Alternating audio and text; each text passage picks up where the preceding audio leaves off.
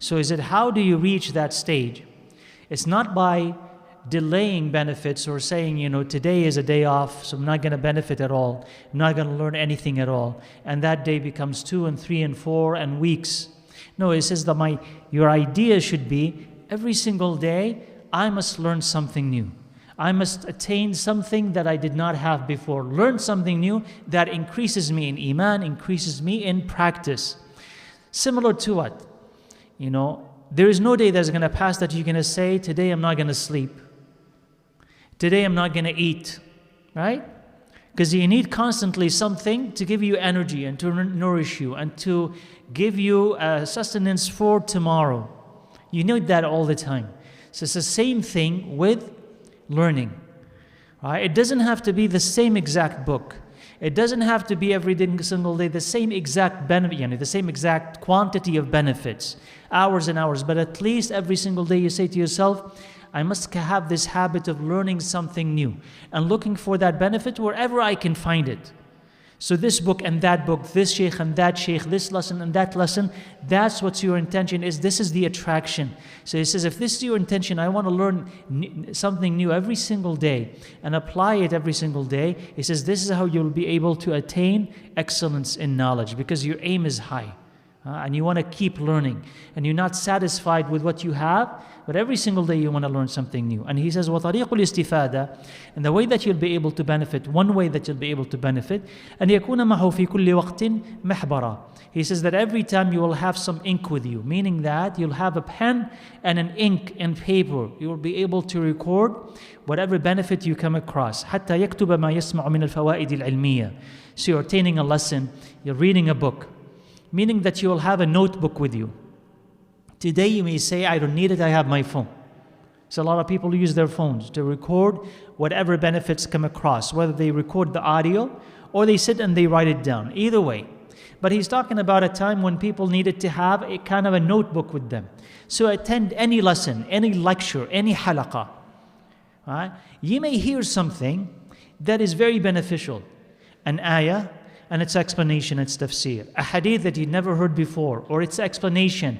A really interesting point that opens up gates of knowledge for you that were closed before. Answers a question, whatever it is. It says, record it. Be quick to record it, because you're going to forget it later. Especially if the source is there. On such a night, so-and-so said, and he gave the reference. Or if you're reading a book. If you're reading a book, you'll read a lot of things in it that if you don't document, you're going to forget later. Right? So how do you retain all of that? It says the way that the scholars used to retain it, even till today, is that they will have a notebook with them and they will write down benefits. And then later on they will go and they will classify those benefits. So for instance, a benefit according to Aqidah, they will put in a different notebook. Another one in fiqh, a different notebook. Another one in manners, a different notebook. In tafsir, a different notebook. Or at least write it down.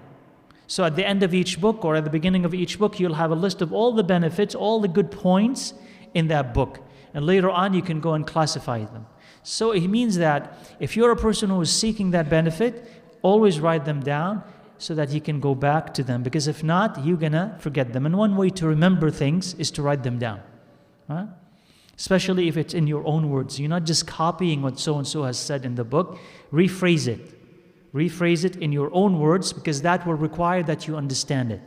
That if I say, what did I just say? If you repeat exactly what I said, you remember what I said. But if I tell you, explain it, you need first to stop, pause, think about it, understand it, and then bring it in your own words. That means that you understood it. So write it in your own words. That will be better.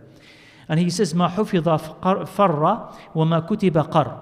He says, whatever you memorize will flee, and whatever you write will be stable, will stay. So that means that use the aid of writing things down so that you will remember them and you will never forget them. Memorize, but also write down.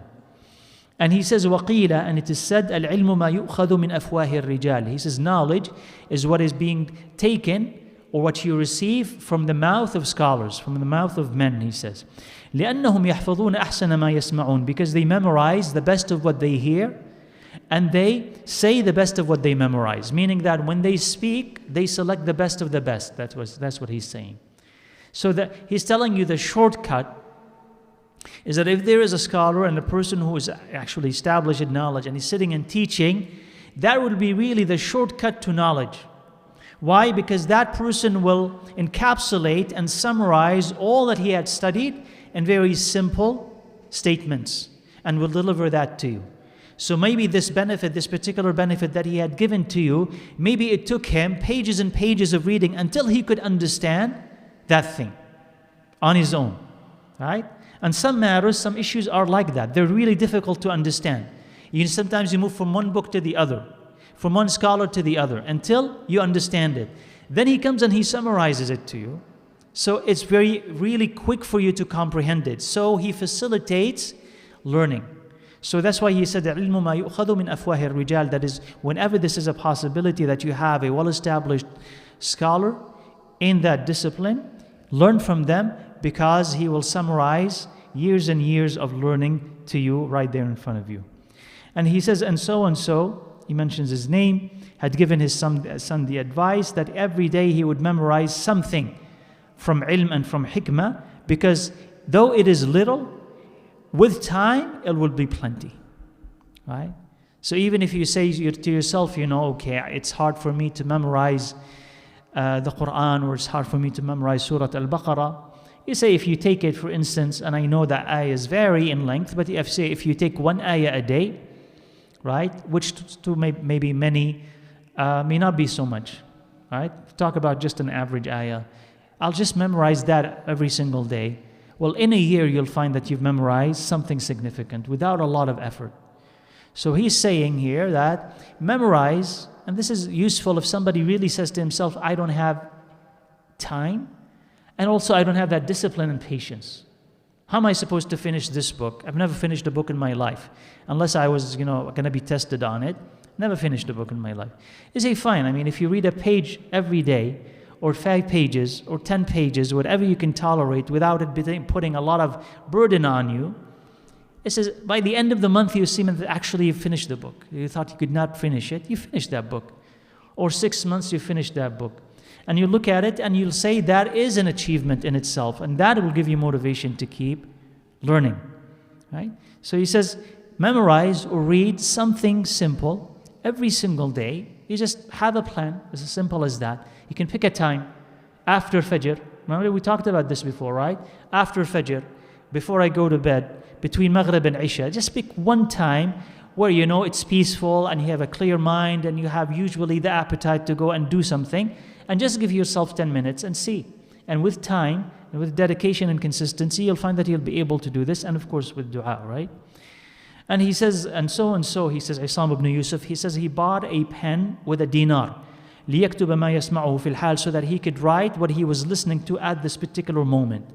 Meaning that he paid a lot of money. So what he's saying is that in one of those times, he was sitting, he didn't have a pen with him. He had heard something and he wanted to document it at that particular moment, so he bought it with a dinar, which is a lot of money for one pen. But why? He says because it was precious. Learning was precious, so buying the tools of knowledge so that he doesn't miss out on that and not forget it was also precious. So he says, فَالْعُمْرُ قَصِيرٌ, our time on this earth is limited, وَالْعِلْمُ كَثِيرٌ, and knowledge is plenty, and there's no limit to it.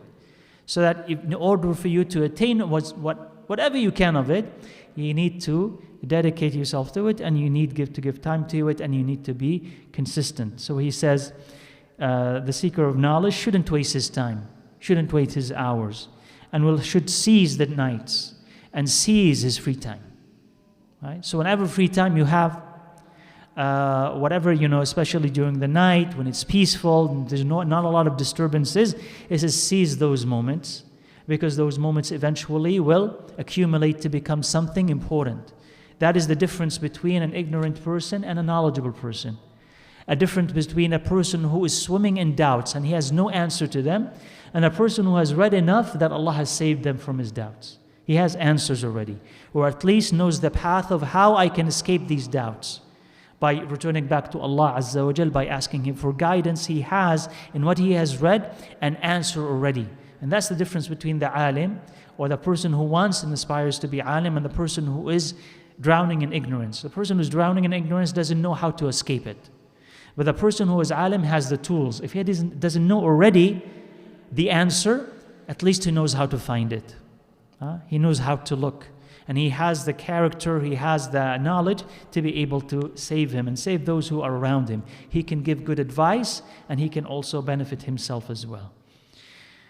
So and so has said, يحكى عن يحيى بن معاذ الرازي. He said that the night is long, do not shorten it with sleep, and the day is bright, do not sully it with sin. So meaning that take advantage of your nights so that you can also study in them, and at the same time do not disobey Allah Azza wa Jal during the day. So seizing the moment, seizing the opportunity to learn, and also taking advantage of a sheikh whenever you find that sheikh so that you can benefit from them. He says, not everything that passes, and if you have an opportunity to sit and learn with someone, don't let it go, because if it goes, it may never come back, like he was saying. He says, كم من شيخ كبير أدركته وما استخبرته. He says, how many sheikh, established sheikh or a knowledgeable sheikh, I met him, but he did not learn from him. And so that will remain as a regret. So this is what that second, the verse of poetry here, the following verse of poetry, he says, لهفا على فوت التلاقي لهفا. He says, I'm regretting missing that person and not learning from him. So regretting it. Not everything that goes away can come back and be recaptured. So same thing for days. Same thing for youth. If it goes away, you cannot recapture it. And it is, it's not important as long as you are young. As long as you're young, you think that you have all the time that you have in the world. You can always make it up. As long as you are free, you think that, I'll be free tomorrow and the day after and so on. As long as you're healthy, you think, I'll be healthy all the time. Until all these ni'mas go away. And then you'll recognize how important they are. So he says, if you have them, and if you don't believe that, ask someone who's older. And he'll tell you that he was as healthy as you are, if you are young. He'll tell you, as I was as healthy as you are, as carefree as you are, as whatever as you are. But now I'm not. Now I'm not as healthy. Now I have a lot of distractions. Now I don't have time. So I was just like you. And everybody was just like you. And you'll become like everybody else who's older than you. So it's not mystery. The path is the same path. So take advantage of it before it goes away. And the following advice from Ali ibn Abi Talib radiyallahu anhu is important. He says, إِذَا كُنْتَ فِي أَمْرٍ فَكُنْ فِيهِ. He says, if you're doing something, then do it. If you're concentrating, doing something, engaged in it, occupied by it, then concentrate. Don't be distracted by something else. Concentrate in doing this thing. وَكَفَى بِالْإِعْرَاضِ عَنْ عِلْمِ اللَّهِ خِزْيًا وَخَسَارًا. And it's enough disgrace and loss that you would turn away from the knowledge that Allah Azza wa Jal has sent down. وَاسْتَعِذْ بِاللَّهِ مِنْهُ لَيْلًا وَنَهَارًا. And seek Allah's protection from it day and night. So the first part of the advice here is important. He says, if you're in an issue, in a matter, just focus on it. Meaning that if you're in a halaqah and you're listening to it, listen. Why did you come? Right? I didn't come here to text somebody else, right? So if you're serious, if you came in the halaqah because you want to learn, then sit and learn and focus. There'll be another time to do other things, but don't mix them up.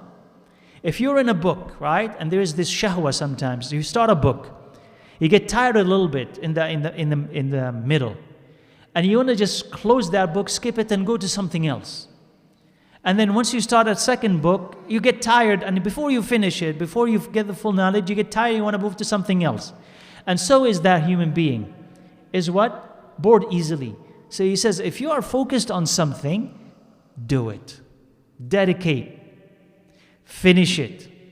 And once you finish it, move on to something else. Don't be so easily distracted. Temperamental, meaning I like this, I'm going to do it. No, I hate it now, I want to do something else. No, acquire focus in your life and finish the task. Then he says, turning away from the religion of Allah, turning away from the knowledge that Allah had sent down, is a great loss. If Allah had given you that opportunity and you turn away from it, you know that you have lost a lot. So ask Allah to protect you from that. And that is a nice reminder to keep in mind that if Allah Azza wa Jal had given you a gift, whatever that gift may be, appreciate it by asking Allah to keep it safe and to help you appreciate it and allow it not to go away, whatever that gift may be. So especially if you have, so you notice in yourself, subhanAllah, that now in this week or this month, I started reading and I am consistent and I'm, learning a lot from it. Or I've started learning something Islamic and I'm learning a lot from it. Ask Allah Azza wa Jal to keep that ni'mah and not take it away. And don't do something that will take that ni'mah away from you, because it is a ni'mah, and if it continues, you will see its effect.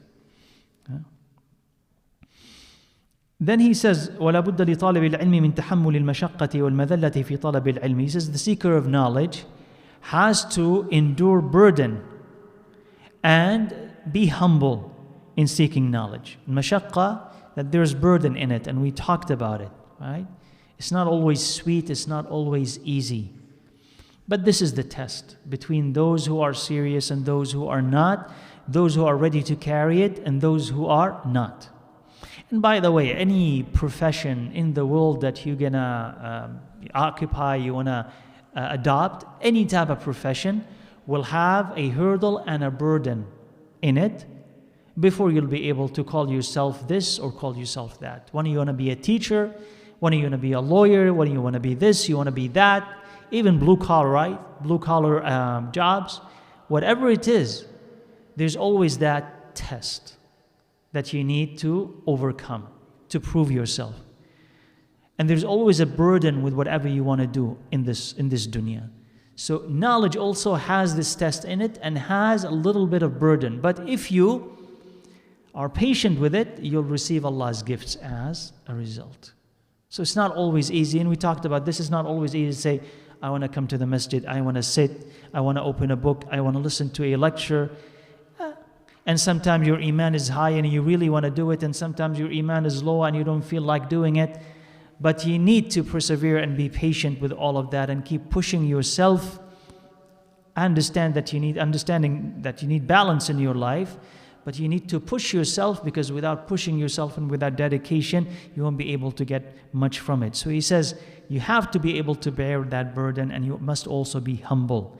And then he says about التملق مذموم إلا في طلب العلم, meaning being tolerant and flattering of people, because you're going to have teachers and scholars who you would have to be patient with to be able to attain or benefit from them. You're going to have colleagues and you have to be patient with them and forgiving to be able to keep their company. But as long as they are on the path of knowledge, you need to do that. And eventually you'll be able to get maximum benefit from it. So even if your teacher at times may be in a bad mood, you need to tolerate that. Your teacher sometimes is not going to explain things very well. They're going to shout at you, is going to call you stupid, or what. Still, he's saying what? As your teacher, you need to be patient with all of this, because he's a human being after all, right? So on his part, on the teacher's part, he needs to adopt the best of manners. But he says on the student's part, he says you need to be patient with all of this, because your purpose is what? Is to attain ilm. So sometimes there is that hurdle in it. It's not always going to be sweet. It's not always going to be easy, but if you are patient, you're going to get it, inshallah. The next chapter, and this is also a beautiful one and an important one. He says, فَصْلٌ فِي الْوَرَعِ فِي حَالَةِ التَّعَلُّمِ. This is in wara'. Wara' is staying away from the haram, avoiding the haram, avoiding the suspicious. He says, while seeking knowledge, you need to maintain a state of wara', where you are away from haram, avoiding it. And he says, why is that? He says, فَكُلَّمَا كَانَ طَالِبُ الْعِلْمِ أَوْرَعَ كَانَ عِلْمُهُ أَنْفَعُ وَالتَّعَلُّمُ لَهُ أَيْسَرُ وَفَوَائِدُهُ أَكْثَرُ. He says, the more that you stay away from the haram while you are learning, that knowledge is going to benefit you more. And learning will be easier for you, and you will get more benefits from it. Right? And he's going to quote, it's not here, or it's going to come. Yeah, it's going to come. Oh, it's going to come in the second chapter. Anyway, so because sin, it doesn't mix with the gift of knowledge. Sin doesn't mix very well with learning the Quran. It doesn't mix very well with learning the hadith. It doesn't mix very well with learning Islam in general. So he says the purpose of learning is what? What we said. What is the purpose of learning? Remember? You know that, right? Why do we learn everything that we're learning? To increase your taqwa, right? So that you can take it and put it into action. Of course, you want to know Allah Azza wa Jal, but there's a consequence to knowing Allah, which is that you want to put it into action. Now, if your actions are devoid of taqwa, it means that whatever you are learning is not benefiting you. It's not being put into practice. So there is here an aborted part of knowledge, right? A missing part of knowledge. And that missing part means that you have not really learned it well. Because there's a complete circle to knowledge, right?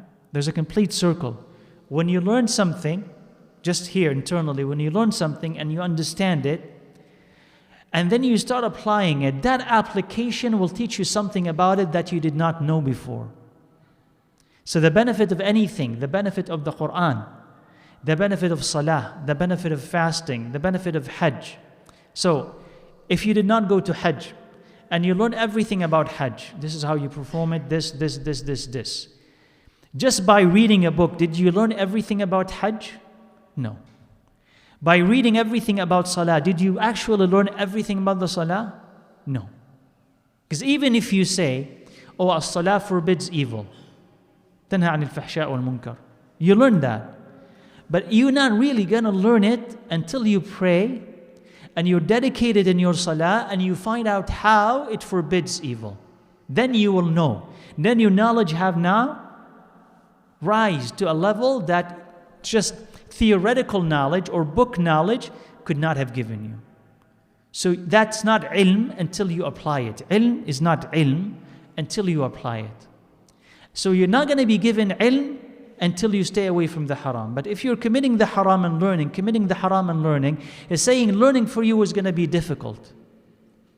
Because there's going to be an obstacle there. You've given the shaitan authority over your life with the sin that you're given. And you need to fight him to be able to learn. So how could you fight him while also at the same time you're giving him power over your life? So learning itself is going to be difficult. Understanding is going to be difficult. And you're not benefiting with that knowledge.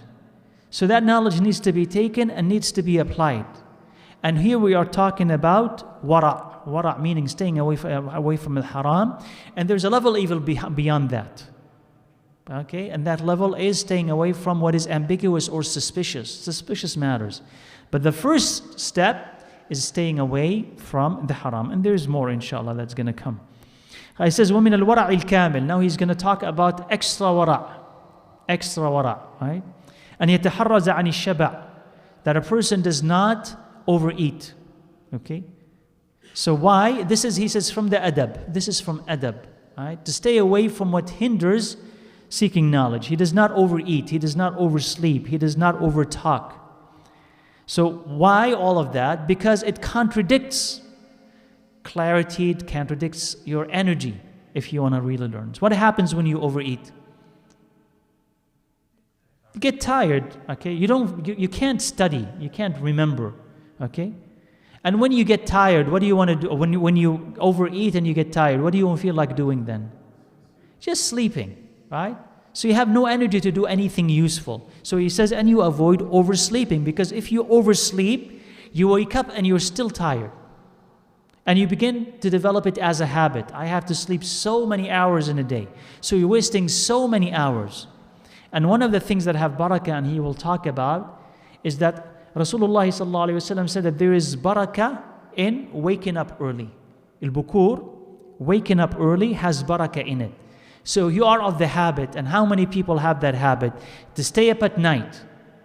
Okay? Stay up at night till what? What time? 1 o'clock, 2 o'clock, 3 o'clock. Maybe some people up to Fajr. And then you get to sleep. You miss the bukur completely. Bukur is after Fajr. So you miss that blessed time. So the time where you're supposed to be sleeping actually is at night. You've turned it into day. And the time when you're supposed to be awake, which is the day, you turned it into night. And you missed out the time of barakah. So that's not how it's supposed to be. It's supposed to be what? That unless you are worshipping Allah Azza wa Jal after Isha, what are you supposed to do? Go to bed.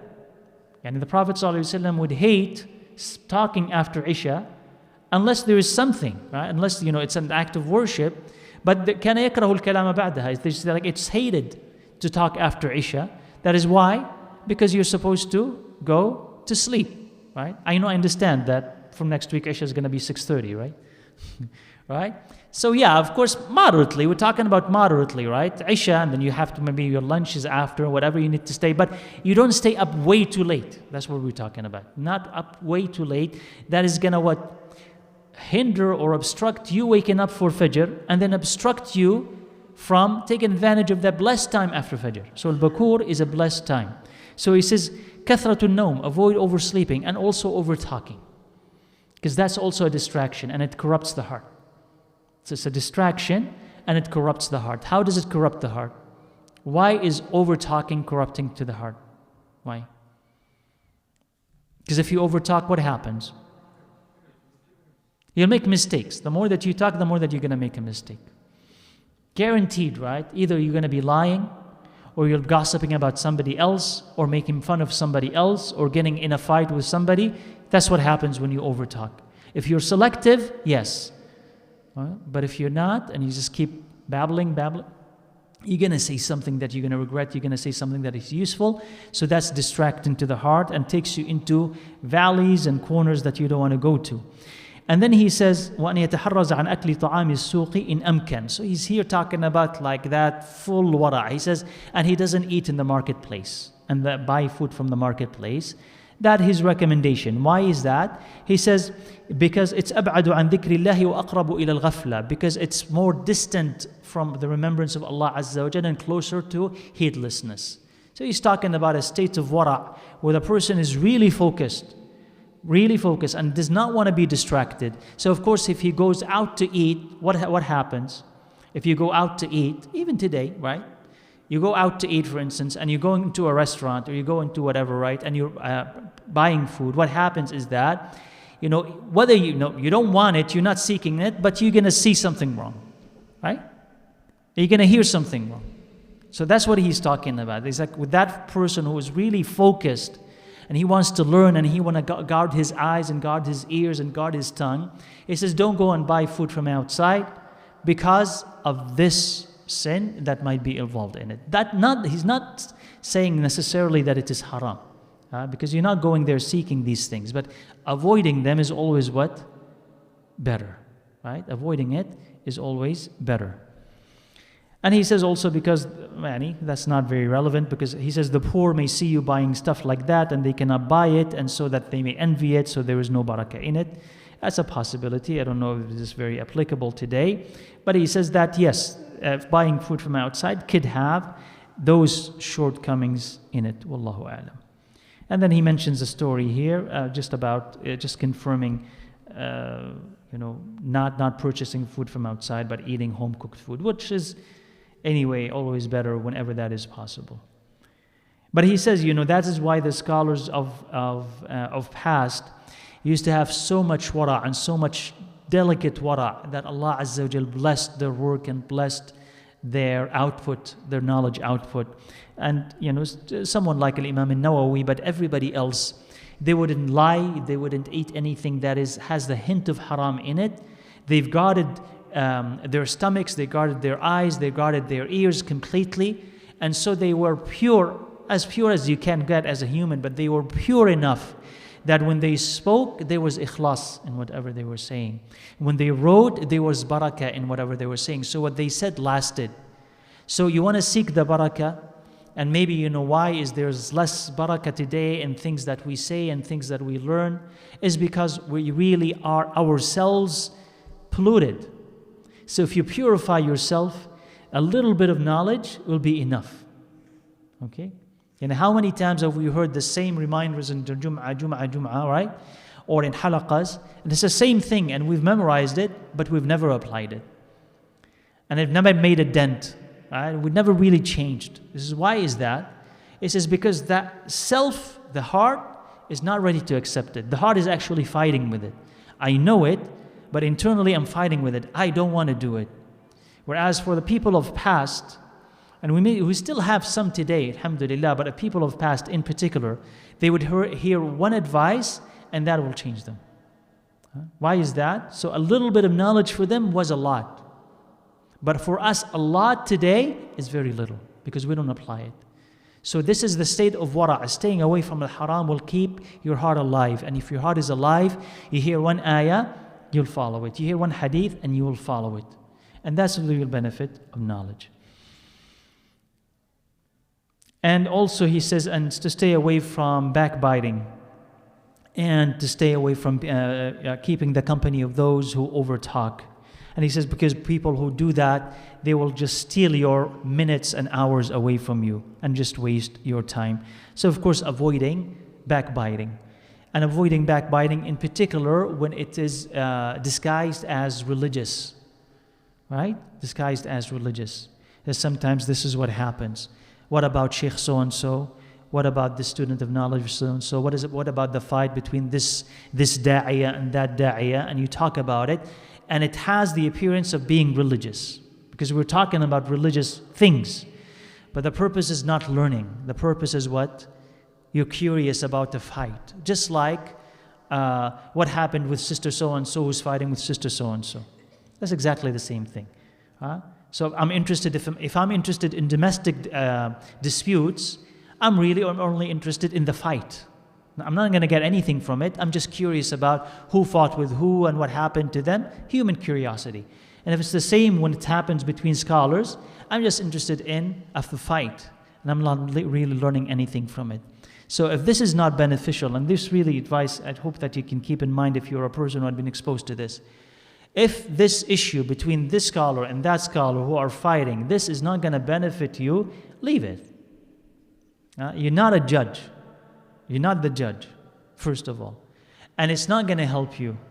So, why are you interested? Okay, leave it. And if you say the issue is confusing, well, learn enough to reach a level where that issue is no longer confusing to you. Right? You follow what I'm saying? Then learn enough, right? If I'm at a basic stage and those scholars are arguing about something that is advanced, you're not going to understand it anyway. You'd be more confused. And you listen to so-and-so and you'll be thinking, oh, he's right. Or the other so-and-so, maybe he is right. It says leave this all together and learn enough. And then either one of two things will happen. Either by the time that you learn enough, they'll resolve that thing. You don't need to worry about it. Or if it's not already resolved, you'll learn enough that you'll be able yourself to decide so-and-so was right and so-and-so was wrong. But don't follow the trend. The trend is to talk about this or to condemn this person or condemn that person. And once we finish with them, we move to another group of people and we talk about those and so on and so on. So if that is what knowledge to some people is, okay, know that this is really not the company that you should keep. Leave that and actually learn something that's going to benefit you, right? And he says, and min al-wara' also from wara' avoiding the haram is to avoid people of corruption, people of vice, and to keep the company of the pious, because of course this is going to affect you, whether good or bad, it is going to affect you. And he says, and when he sits facing the qibla, following the sunnah of the Prophet, and وَيَكُونُ مُسْتَنَّ, and he follows the sunnah of the Prophet sallallahu alayhi wa sallam, وَيَغْتَنِمْ دَعْوَةَ أَهْلِ الْخَيْرِ, and he will seize upon the supplication of the pious, وَيَتَحَرَّزْ عَنْ دَعْوَةِ الْمَظْلُومِينَ, and he would avoid at all cost the supplication of the oppressed. Meaning that he never hurts somebody to give them the chance to raise their hands and make dua against you. So if there is any opportunity for you to, if you had hurt somebody, to go and seek forgiveness from them, you do this. Right? Because otherwise, if they make dua, the dua of the madloom is accepted. If someone is oppressed and they make a dua, that's accepted. He says, so save yourself from this. So don't hurt anyone. وَيَغْتَنِمْ دَعْوَةَ أَهْلِ الْخَيْرِ, and you seek or seize the supplication of the pious. Not necessarily by you going and saying, so-and-so make dua for me, so-and-so making dua for me, but being in their company, being in their midst, right? Because in that way, you will gain their dua. They will make dua for you as you are making dua for them. يجلس مستقبل القبلة, one of the sunnahs, and it's only a sunnah, but one of the sunnahs that if you really want to learn, find where the qibla is and sit facing the qibla whenever that is possible, easy, and appropriate for you to do. Because the Prophet ﷺ praised that direction, the direction of the qibla.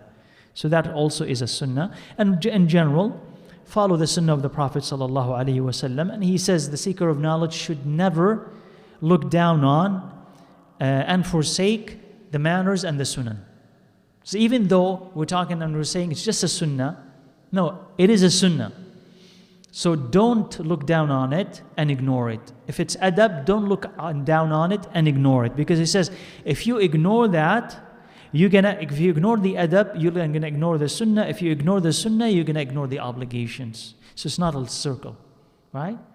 So this adab and the sunnah are protection for the fara'id. So if you are able to break this circle, you're going to break eventually the circle of what? The obligations themselves. So keep yourself always with what? Protected. And don't ask, right? One of the adab when it comes to what Allah has said, whatever the Prophet ﷺ has said, is before an application, don't ask, is this sunnah or an obligation? But rather you try to do it. And only ask whether it's a sunnah or obligation when you cannot. When you cannot. Right? Or if you have to teach somebody.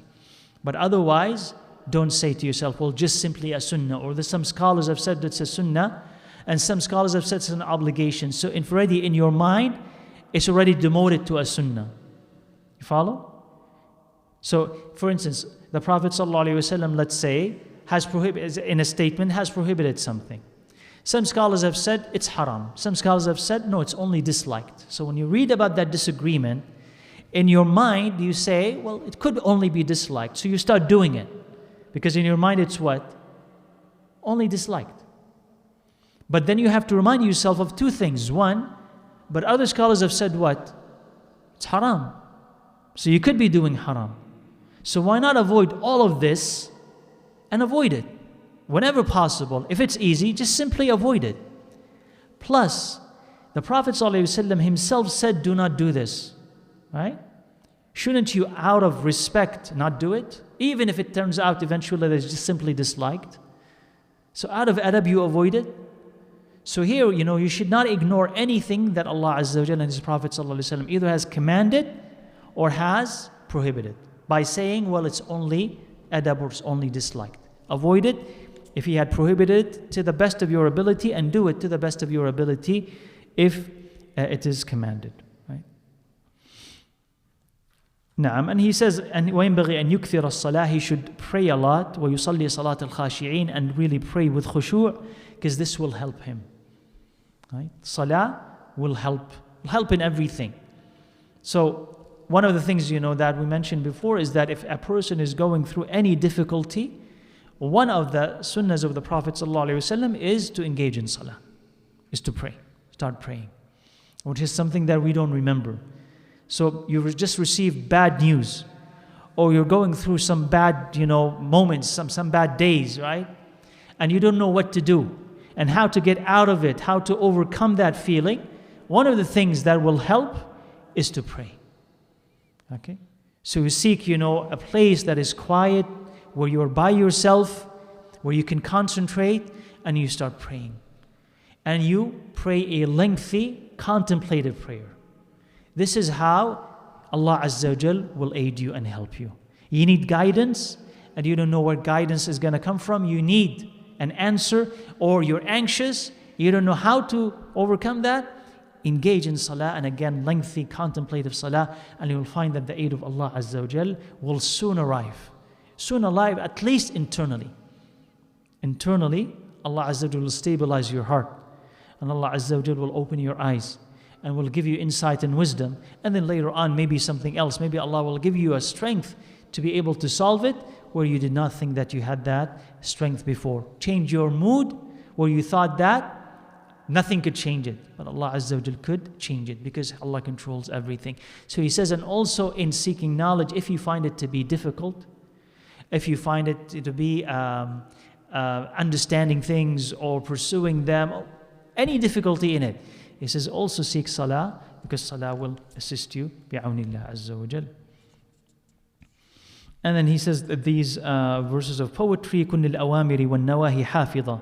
He says, observe the commands and then also the prohibitions of Allah Azza wa Jal, and observe the salah on time. وَاطْلُبْ عُلُومَ الشَّرْعِ وَاجْهَدْ وَاسْتَعِنْ بِالطَّيِّبَاتِ. And says, and seek the knowledge of the Sharia and be diligent. وَاسْتَعِنْ بِالطَّيِّبَاتِ. And seek the aid of what Allah has allowed, meaning the halal, and avoid the haram. And you will be a faqih who memorizes and who has knowledge. وَاسْأَلْ إِلَهَكَ حِفْظَ حِفْظِكَ رَاغِبًا. And ask Allah Azza wa Jal to stabilize whatever you have memorized, meaning always believe and know that Allah Azza wa Jal is with you, and that Allah Azza wa Jal is the one who is enabling you to do all of this. Naam. And the end of this chapter, he says, let me see, أطيعوا وجدوا ولا تكسلوا, يعني something like, okay, we'll read that. So he says, obey Allah Azza wa Jal and be determined and diligent, and do not be lazy, and know that you are going to be returning to Allah Azza wa Jal. ولا تهجعوا. And do not sleep, or we can say, do not oversleep, because he says the best of creation, قليلا من الليل ما يهجعون, they would sleep little at night. And that's an ayah. كانوا قليلا من الليل ما يهجعون وبالأسحار هم يستغفرون. So he says in the beginning of it, obey Allah Azza wa Jalla and be dedicated, okay, in pursuing knowledge, and don't be lazy, right? Don't be lazy. You say, well, how can I not be lazy? He says, by asking Allah to help you. So taking the physical means for you not to be lazy, the things that we talked about. One, not overeating, not oversleeping. Sometimes, one thing that he does not mention, exercise. Exercise is also one thing that's going to give you energy. So to be physically active will also inject energy into your life. So also do that as well. So it doesn't mean that you're learning that you ignore your body. No. So you eat well, a balanced diet, a healthy diet, and he'll be talking about that. And then also exercising. So don't be lazy, and ask Allah. Ask Allah, to keep you dedicated, to maintain your energy, and also that you don't forget about the value of what you are doing. Because as long as you remember the benefit of what you're doing, you will continue doing it. And know, وَأَنْتُمْ إِلَىٰ رَبِّكُمْ تُرْجَعُونَ, and know that you're going to be returning back to Allah Azza wa Jal. So every single day that you're spending, actually, in reality, every single day that you're spending learning something, if it's for Allah, that is that a day that you're going to see when you meet Allah Azza wa Jal will be for you and not against you. And every day that you waste or you use to sin against Allah Azza wa Jal is a day that is against you. So if you keep in mind that you are going to die, you say, let me before I die do what? Get as much as I can in this life, from this life, for the hereafter. Let me get as much of it as possible. So, imagine if somebody comes and tells you, you're going to die in a month. Or you're going to die, and there are people actually like that. You're going to die in a month. You're going to die, unexpectedly. Unexpectedly. You go to the doctor, and there are people like that in your city. You are going to die unexpectedly. And every single day when he or she, they wake up, they don't know if tomorrow is going to be another day or not. So if you have today, and you don't know that you have tomorrow, if you have today, what are you going to do with today that will be able to help you when you meet Allah Azza wa Jal? So you say, let me do something that actually will help me. Learn something new, do something new, help someone. So this is how you take advantage of your life, by believing that death is near. وَأَنَّكُمْ إِلَىٰ رَبِّكُمْ تُرْجَعُونَ. Yes, I am going to die one of those days.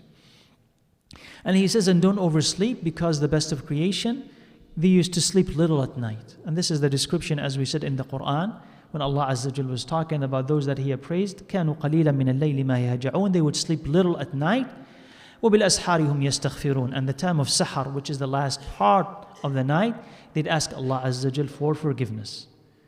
So, Your night should be a night of sleep, but also a night of worship. And that worship could be worship, you could divide it and make it a worship in salah, a worship in salah and reading of the Quran, or worship in salah and seeking knowledge in general. That also is worship.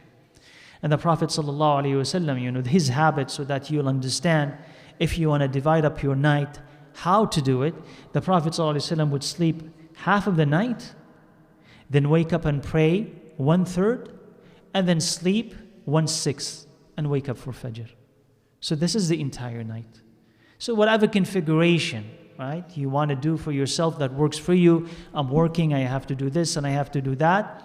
Adjust it, but know that this was the practice of Rasulullah sallallahu alaihi wasallam. Half of the night he's asleep, then he wakes up and he prays 1/3 of the night, and then once he's done with that, he would sleep, to sort of take a nap before Fajr time.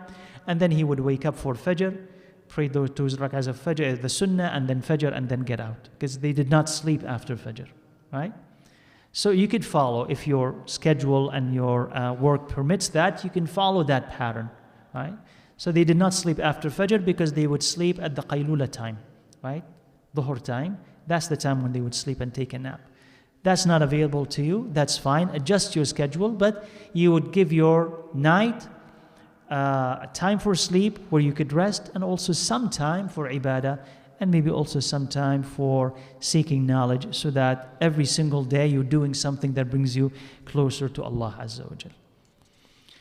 فَصْلٌ فِي مَا يُورِثُ الْحِفْظَ. And this is one of the things we're going to be talking about. What is the thing that's going to increase your power of memorization? How could you memorize better? So he's going to have some advice here.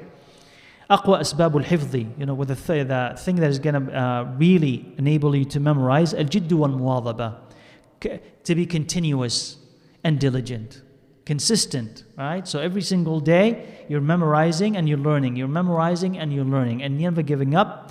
He says this is a thing that's going to help. He says وتقليل الغذاء, and not eating a lot. We talked about that. So not eating a lot, eating a balanced meal, but not overeating, right? وصلاة الليل, and praying at night. وقراءة القرآن من أسباب الحفظ. So reading the Quran and night prayer. So all this is what? Ibadah. All this is ibadah. So reading of the Quran will sharpen your mind and keep you connected to the words of Allah Azza wa Jal. So of course, when the words of Allah enter your mind, enter your tongue, and on your tongue, enter your body, your ears listen to that, you must believe that they will have an effect on your entire body, that they're going to reshape your whole body. So reading the Quran is something else. So of course they're going to endow you with abilities, and Allah Azza wa Jalla will bless you because of it. So he says one of them is memorization. That will enhance your memorization. Salatul Layl, where you will be able to ask Allah Azza wa Jalla, right, to give you power, and then to improve whatever abilities you have to continue learning, and not eating a lot. We talked about that. And he says, لَيْسَ شَيْءٌ أَزْيَدُ لِلْحِفْظِ مِنْ قِرَاءَةِ الْقُرْآنِ نَظَرًا. He says there's nothing that's going to help more to memorize or enhance your power of memorization than reading the Quran, especially from the Mus'haf itself. And there is here a saying from the Prophet ﷺ, the one who would be pleased to love Allah Azza wa Jalla, let him read in the Mus'haf. So there's a virtue to reading in the Mus'haf. Of course, if you are a person who had memorized the Quran, you can just read the Quran from memory, right? Just for you to review whatever you have said. But if you wanna kind of, let's say, read the Quran, you're not a person who's reviewing his memorization, and you want to read the Quran, they say, Wallahu A'lam, that reading the Quran from the Mus'haf is better than from memory. And the reason they say is because more of your body is engaged. More of your body is engaged in the process. You follow what I'm saying? That is, your eyes are also. Your eyes are also. It's not only your tongue, and not only your ears, but also your eyes are involved in reading from the Mus'haf. So they say, everything else being equal, reading from the Mus'haf is better. But if you need to review what you have memorized, then review what you have memorized in whatever way is best for you. That will keep it in your mind, inshallah. And here he says that 2 verses of poetry that we've mentioned early on, شكوت إلى وكيع سوء حفظي, attributed to Ash-Shafi'i, that he complained to Waki' about his inability to memorize at one point in his life. And so Waki' told him, leave and stay away from every sin. Because if you stay away from every sin, Allah Azza wa Jal will grant you that ability to understand His religion and to be able to memorize it. So consider sin to be an obstacle in every direction. Every pursuit that you have, if you sin, that sin is going to be an obstacle in it. Even rizq itself, sin will be an obstacle in receiving rizq. Okay? So there's always an obstacle. So if you want to remove obstacles from your path, whether we're talking about even worldly matters, but religious matters and worldly matters, stay away from sin. Okay? Yani, there is a part of a hadith, that part is weak. وَإِنَّ الرَّجُلَ لَيُحْرَمُ الرِّزْقَ بِالذَّنْبِ يُصِيبُهُ, and a person will be denied provisions because of a sin that he commits. So that part of the hadith is weak. But what testifies to that meaning are ayahs in the Quran where if you obey Allah Azza wa Jal, Allah will increase His bounties upon you. Right? So minus that obedience, you're not going to receive those blessings.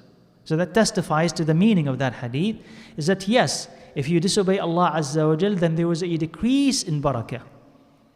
So you want to see barakah in your children, what do? You and your children stay away from your haram. If you want to see a barakah in your marriage, what do? Stay away from the haram. You want to get engaged, you want to get married, what do? You want Allah to bless that union. It's not a union yet. What do? Stay away from the haram. You want to learn Islam. I want to learn it well and understand it. What do? Stay away from the haram. Right? So the haram will steal away the barakah from your life. All of it. In religious and in worldly matters as well. So that's why He said what is going to enhance your memorization and your ability to retain. He says, staying away from the haram. And then He says, وَالسِّوَاكُ وَشُرْبُ الْعَسَلِ, also siwak and eating honey. That also will enhance your memory. And He does, by the way, in this chapter, talk about other things, and this will enhance your memory, this, and this, will worsen your memory, but none of the, the Shaykh Ra'izallah Khairi, the editor Shaykh Bashir, have omitted a lot of these things because there really no evidence for them, but it's just based on experiment or hearsay. If you eat this, this will happen to you. If you eat this, this will happen to you. But what he has retained here, it was what is the most beneficial. So in general, if Allah Azza wa Jal had praised or mentioned a food in the Quran, or a food is mentioned in the Sunnah and is praised, it is a very, very good idea for you to make it part of your diet. Right? A very good idea. So if we're talking about honey, talking about olive oil, talking about anything that is praised by Allah or His Prophet ﷺ, it's a very good idea to make it part of your diet. He says, وَأَمَّا مَا يُورِثُ النِّسْيَانُ, what brings on forgetfulness, فَهُوَ الْمَعَاصِي وَكَثْرَةُ الذُّنُوبِ. So it says sin, and having plenty of sins. وَالْهُمُومُ وَالْأَحْزَانُ, having a lot of stress and sadness because of the dunya. And also وَكَثْرَةُ الْأَشْغَالِ وَالْعَلَائِقِ, so being occupied with it and having a lot of attachments, worldly attachments. So the first part here, he's right. He says if you are overly anxious about this world, كَثْرَةُ الْهُمُومُ وَالْأَحْزَانِ, so sadness and anxiety. It says if you're a person who's bothered with a lot of past mistakes and regrets, and you always are thinking about it, so you're sad because of it, or anxieties about the future or about something that is happening at this moment, if you're constantly thinking about the dunya and down because of it, he says you won't have the energy to study and the energy to learn and the patience to continue, because you're being straddled by all of this pain. He says you don't need all of this. You need to drive this away. You need to get rid of that and not be so attached to the dunya. And if you have a lot of ashghal and ala'iq, you're busy in this dunya with this and this and this, and you attached to this and you attach to that, it says that also will suck all your time and leave little for you to be able to concentrate and to be able to learn. So yes, you're going to need to learn. You're going to need to work in this life, and you're going to need to earn a living, and you have your academic pursuits and all of this or that. It says, but when you're done, just concentrate on what Allah Azza wa Jal wants, and leave matters of the dunya to Allah Azza wa Jal. If you're worried about something, give it to Allah. If you're sad about something, give it to Allah Azza wa Jal, and concentrate on really what benefits you, and try to decrease your attachments to this life. Because as he has said previously, the dunya is not that significant for you to be so sad over it or worried about it. Whatever you've lost, you can find again. And whatever you are worried about hasn't happened yet, so you don't need to worry about it. It may never happen. And if it happens, Allah Azza wa Jal will assist you. So it's not going to be as bad as you think it's going to be. So no need for you to be sad and no need for you to be worried. Leave the dunya. It is so insignificant in Allah's eyes. And focus on what Allah considers to be the most important thing, which is the hereafter. Focus on the hereafter. And Allah Azza wa Jal will drive away the concern of the dunya from your heart. But if the concern of the dunya is in the heart, it's hard for you to care about or even have the mood to even hear about anything about the hereafter or anything that is religious. And he says, this is what he says, that the wise person, the intelligent, shouldn't care about worldly matters so much because it hurts you and it doesn't benefit you. And humumud dunya, worldly distresses and worldly pain, brings darkness to the heart. And if you always are thinking about this painful thing, it just fills the heart with gloom. And you don't have a space in it, right? As I said, you don't even have the mood to do anything else, not any hope that your situation is going to change, and you basically you have given up on this dunya and maybe given up on the akhirah. So this is what this breeds. So you cannot really, we're not worried about the dunya as much, but whereas if you worry about the akhirah, it brings light to the heart. Because the worry about the akhirah will motivate you to do something. So you'll start worshipping Allah Azza wa Jal. And that anxiety will be filled or replaced with peace and tranquility. So in the beginning, yes, you'll be worried about hellfire, but when you start worshipping Allah Azza wa Jal, you'll feel its sweetness. And so it will bring peace to you. The worries of the dunya, on the other hand, they don't bring any type of peace or satisfaction. So the worries of the akhirah are beneficial. The worries of the dunya are not. قال ويظهر أثره في الصلاة. He says you will see the consequence and the trace of your hem in the salah. So if you're worried about the hereafter, that will affect your salah. You'll be praying better and getting a lot more from your salah. If you're worried about the dunya, how does it affect your salah? You don't concentrate, right? Sometimes you don't even want to pray. You don't even want to pray. And if you pray, your mind is not there. You forget how many rak'ahs because you're thinking about something else. So he says it just brings darkness to your mind and darkness to your heart. So why should you do this to yourself? Allah can solve this. So remember always that matters or the pain of the dunya, Allah said, you don't worry about it, I'll take care of it. Pain of the dunya, Allah said, don't worry about it, I'll take care of it. You worry about the akhirah. Okay? You worry about the akhirah. And the path to Allah's forgiveness and mercy is easy. Okay? It's easy in the sense of what? You just ask Allah Azza wa Jal for forgiveness and He'll forgive you. Ask for assistance and He will assist you. Yes, you'll be tested. But as long as you come back to Allah Azza wa Jal, you'll always win. So the path of the akhirah is not that difficult. But the path of the dunya is very difficult because when Allah is now with you, you're on your own. And on your own, you're defeated all the time. The shaitan is against you and you're defeated all the time. So keep that in mind that you don't need that darkness into your life. Focus on the akhirah. And again, balance. It's not like focus on the akhirah, neglect your wife. Or neglect your kids. Or neglect your parents. Oh, we need your help, we need some money. No, I'm focused on the akhirah. That's not balance. Okay? لِكُلٍّ حَقُّهُ. Everyone has their right. Okay, yourself has a right upon you, your parents have rights upon you, your spouse has rights upon you. You need to give everybody their right. Your children have rights upon you. Everybody has his right. You can't just sacrifice one's right because of somebody else. You can't say, I'll be learning the Quran and neglecting all of you because of it. You've sacrificed something that Allah had commanded you not to, and you'll be questioned on Allah Azza wa Jal. Right? So, forget about the worries of the dunya and worry about the akhirah, right? Now, فهم الدنيا يمنعه من الخيرات وهم الآخرة يحمله عليه. So worries about the dunya will stop you from doing good. Worries about the akhirah will propel you to do something good. And he says, and praying with khushu' وتحصيل العلم. Praying with khushu' and attaining knowledge, that will drive away sadness. And that's amazing, subhanAllah, if you actually think about it. Why are you sad? Okay, a lot of time we are sad because sometimes really, or a lot of times, we have a lot of time to think about matters that make us sad.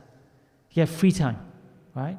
And so the shaitan takes advantage of it and tries to destroy you because of that thing, because your mind has nothing to occupy it. So it keeps wandering, okay? And it usually gravitates towards pain of the past or the anxieties of the future, what happens here and what's going to happen then.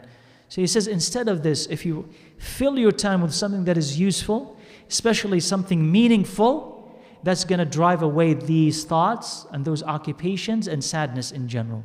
And you will feel better. SubhanAllah. You will feel better about your life and you'll feel better about whatever, right? You know, the future and the present and the past. The more that you see, I've done something good. I've attained something good.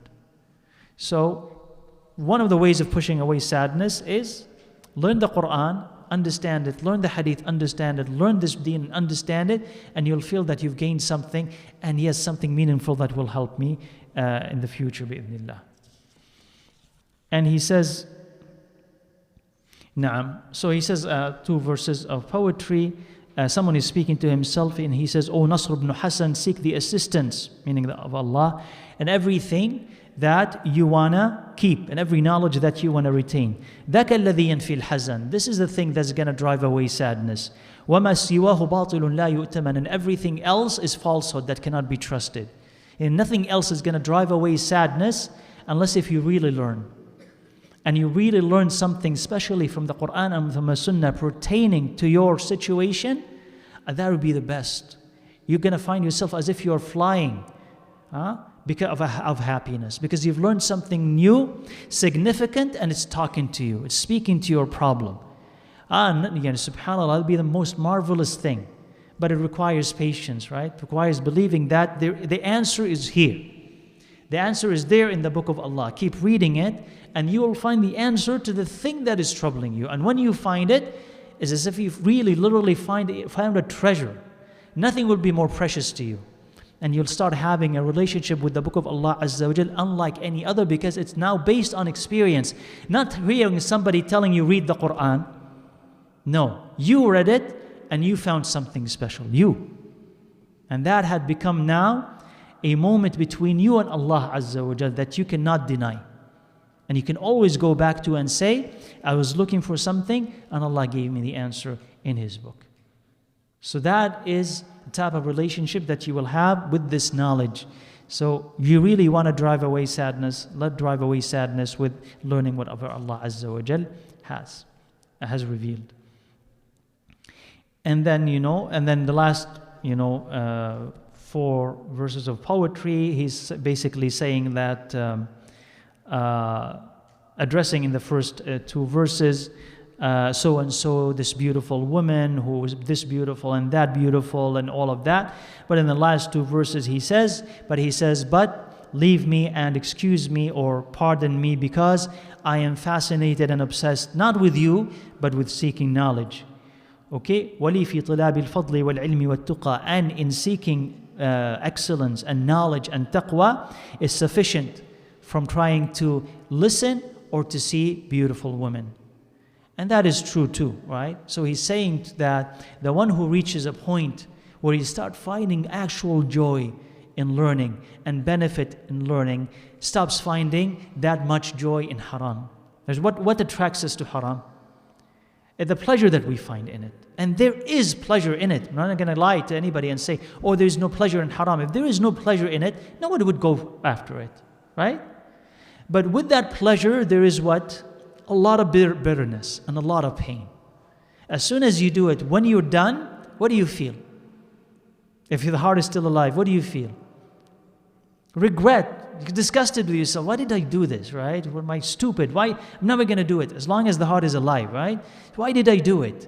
I shouldn't do it. And you're going to feel down, and you're going to feel tired, and you're going to feel bored, and you're going to feel miserable. And that all is the effect of sin. So yes, there is joy, but it's always mixed with bitterness and hardship. But the joy of ilm, in the beginning there is hardship, not bitterness, but there is a little bit hardship. When you overcome that hardship, you'll find its joy. And when you find that joy over there, it will be a better substitute for any joy that you can find in the haram. Like literally, seriously. Seriously. And if you tell yourself or you ask yourself, it was a question that we ask ourselves at times. He says, okay, and I'm trying to do the right thing, but it's hard. And I'm finding myself a lot of times sad and struggling with this and that. And whereas I find those who are sinning, living a life that is not observant of Allah Azza wa Jal, not conscious of Allah, they're always happy and they're always smiling and they're always having fun. Why is that? Right? Why is that? I'm not finding this sweetness, but it seems that they're having fun, but I'm not. It says, because you exist at a level where you have not reached the sweetness of that life yet. You're still struggling at the surface. So you need to push yourself harder. You're going back and forth between you and that previous life, and you're still looking at it. And you haven't found that yet, the sweetness of Iman. That is going to allow you to drown in the love of Allah Azza wa Jal, in the love of the Prophet sallallahu alayhi wa sallam, and really, really, truly enjoy it. So keep pushing, and you're going to find it. And ask Allah Azza wa Jal for it. And don't think that those who, record themselves and take pictures of themselves or proclaim that they're happy, sinning against Allah Azza wa Jal, are really, seriously happy. They're not, right? There is an aura, there is a facade, there is an appearance of happiness, but on the inside, no single human being escapes stress and worry and anxiety and self-doubt. No single human being, no matter how rich or poor they are, right? And especially if you are away from Allah Azza wa Jal, it starts accumulating until it reaches a point, the breaking point. But you keep pushing, and you will find the pleasure that Allah Azza wa Jal talked about and His Prophet sallallahu alayhi wa sallam had mentioned. So we have one more chapter, and I'm wondering if I should continue or we can leave this till next week. Ma yajlibu rizqa, what brings on provisions, what stops it, what increases one's life, and what decreases it. So it's not very long. So we can leave this till next week, so we can finish it and then start with the next book. And as I mentioned, inshallah, the following book, which we'll start inshallah next week, is Min Adabul Islam, and it's available in the bookstore in both the Arabic and the English translation, so you can get that inshallah from it either before Isha or after Isha inshallah. So let's leave a little bit of time to see if there are any questions, and if not, we can stop. So you could get ready for Isha inshallah. So that I don't rush covering the second chapter, the last chapter, and to give you enough time inshallah for it. So yeah. What is it? I'm sorry, what? So in Arabic it's called Min Adabul Islam, Min Adabil Islam, and in English it's called